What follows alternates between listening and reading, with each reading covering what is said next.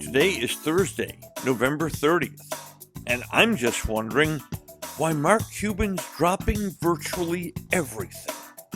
And now, a word from our title sponsor.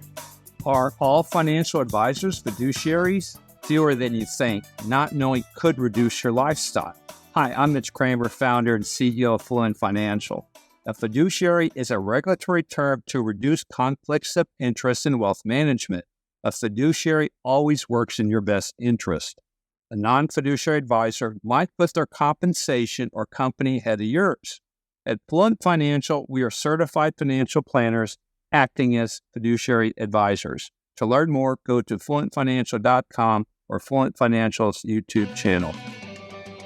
Hey, I was just wondering, do you know the history of goodness steak seasoning? Well, back in 2010, I had a little bitty roast sitting in the fridge, and I thought, man, I've got to do something with this. So I took that roast, put a whole bunch of different spices on it, wrapped it up, put it on the grill. About 3 hours later, opened it up, and man, heaven in a foil package. That was the beginning stages of what goodness steak seasoning is today. So if you'd like to have a little variety in your life, goodness steak seasoning is where it's at. Limited availability in stores. BringTheTasty.com.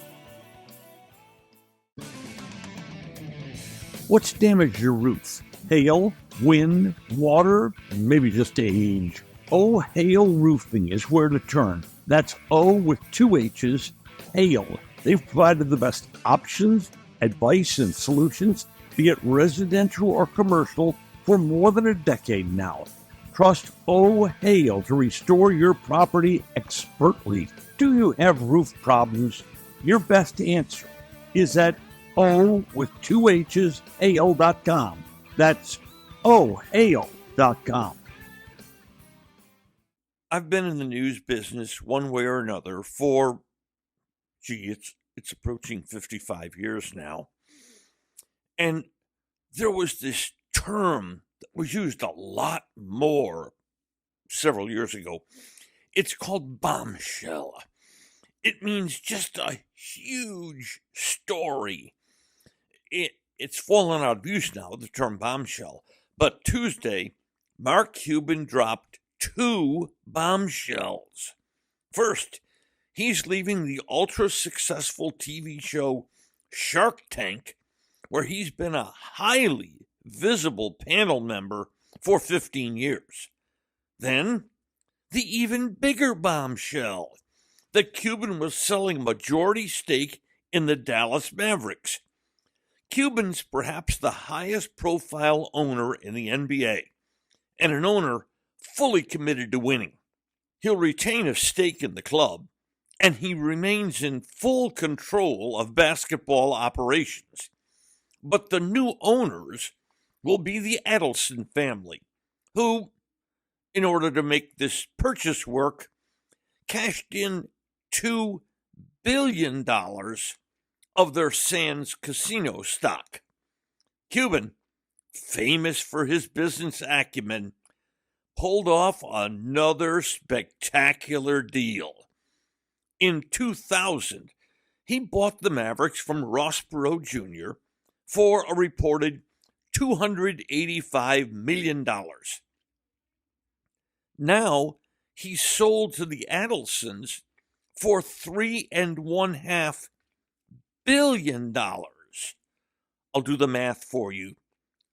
That means he got a little over 12 times the price he originally paid for the Mavericks. But as soon as this news came down, I emailed Mark Cuban and I asked just one question: why? And he immediately replied, another trait that has endeared Cuban to the press over the years.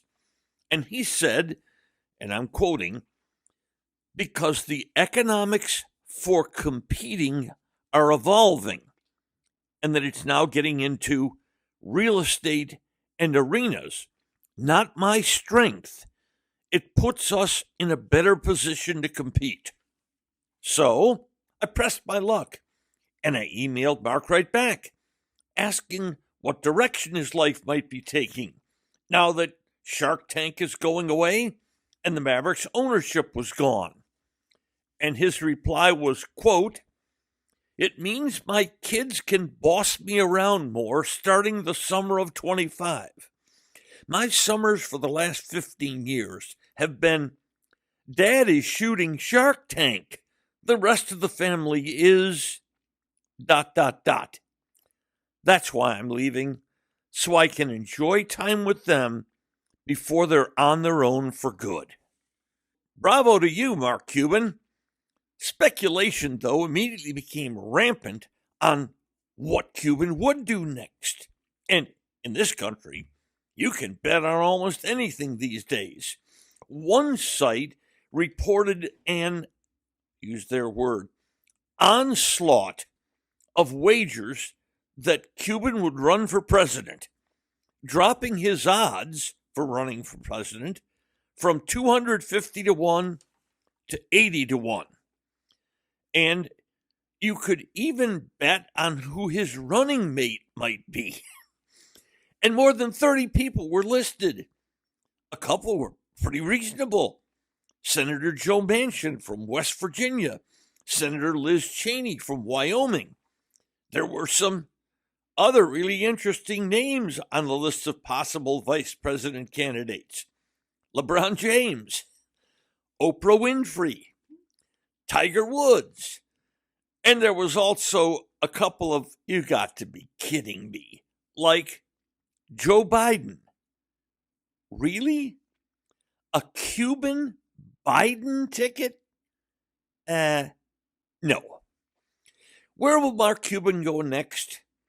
Perhaps another tech company? Perhaps a casino venture, now that the Sands owns most of his Mavericks.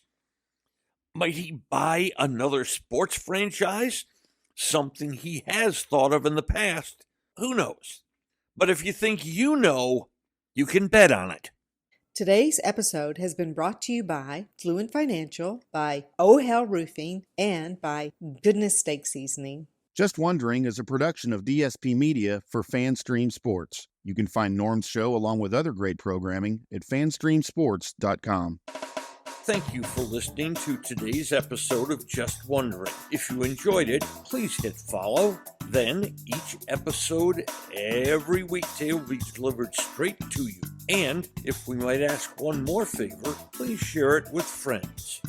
I'm Norm Hitzges, and every day I'll be just wondering about something. And I'm Mary Hitzges, and I'm just wondering too.